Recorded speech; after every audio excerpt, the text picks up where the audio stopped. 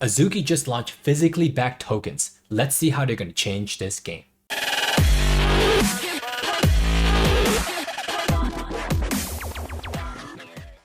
Azuki just made a major announcement that they're auctioning off 9 gold-plated, yes, gold-plated 45-pound real-life skateboards. And they work. You could ride them, but they suggest you don't. They also have an art installation in Hong Kong running for about 4 days so that you can see these skateboards in real life. They did a funny pun, they called it proof of skate. The auction is going to be live on October 21st and it's going to run for 24 hours. Handcrafted 100% gold. Here's how it looks like. It has a dragon on the backside of the skateboard.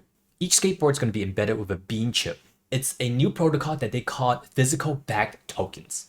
There's 9 skateboards and they're going to embed each one with 9 different emblems down here. There's dragons, there's different animal, and there's different icons that I have no idea what they mean. The PBT standard is open source, so it can be improved upon. Something that will help drastically improve the utilization of NFTs backed with physical goods. A lot of times you'll have a token gated website where if you have the NFT, you redeem the physical merchandise. However, there's no way really to know that that specific merchandise is tied to your NFT after you receive it. Well, the bean chip fixes all that because they're going to put the bean chip on the physical merchandise, and now you can scan to own it. You can scan it, and when it transfers ownership to another person, that person can scan the physical object and claim ownership of it. This way, not only can you transfer an NFT to the new owner, but the physical good can actually transfer to the new owner and verify through the blockchain. You can see the chain of events that happen. So what's the hoopla? What's the use cases for this? Well, they say that this will help to decentralize authentication.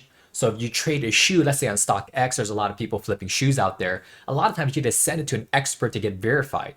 But now if you have that chip in there, then that's authentic and it's verified through the blockchain. I can see some ways that flippers get around this, but we'll talk about that at a later time. Tracking ownership lineage of the goods. So this says that the brands can now build experiences for the owner, which is great. So if it exchanges hands and let's say that person collects a lot of your brand, then they can have a catered, tailored experience for that person versus a different owner who might not believe in the brand so much. And the last use case is pretty cool in my opinion, is using a physical product to provide a digital experience. What we have seen from the NFT world is that the NFT, the digital good, will give you an in real life or a physical redemption. So now they're saying it's vice versa. If the physical good trades hands, we can authenticate that ownership. You don't need the NFT, you just have the physical good. And that physical good could unlock digital experiences, which is interesting. It's backwards. Interesting use cases, yet to be known whether the consumer will value that, because if they do and there's higher demand, then we will see these PBT tokens floating around a lot more. Really what all companies are looking to do right now in the NFT space is to bridge the physical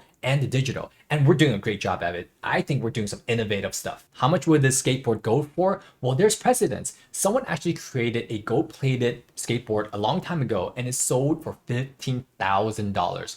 Now, I believe the Azuki proof of skate gold-plated skateboards are going to go from 50 to 100 Ethereum each. That means it's going to sell for $50,000 to $100,000. I guarantee it. Why? Because the previous example I gave you was purely just a physical item. It did not have a bean chip, nor does it have an NFT attached to it. All of which the skateboard from Azuki will have. It will come with an NFT for redemption, and it will come with a bean chip along with future utility and value from owning the physical good.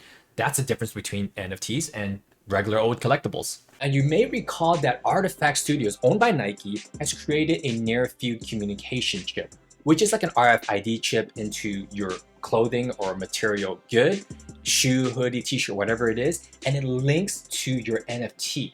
Little bit different use case, and I really like this technology because if it can help us to create frictionless experiences, that's something that's really progressive and why everyone should have NFTs. Nike and Artifact already has a near-field communication chip on their Air Force Ones, their Nike shoes that they're about to release. You can see it right over here.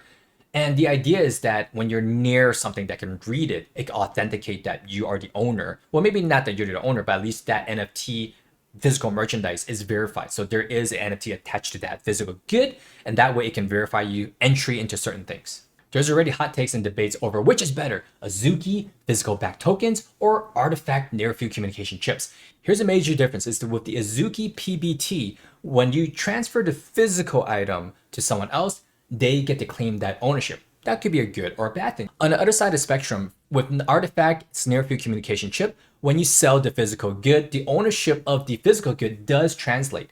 but the benefits, the value, the utility of that near field communication chip still lies with the NFT. So you can sell the shoe, you can sell the hoodie, the t-shirt, whatever it is that has a near field communication chip.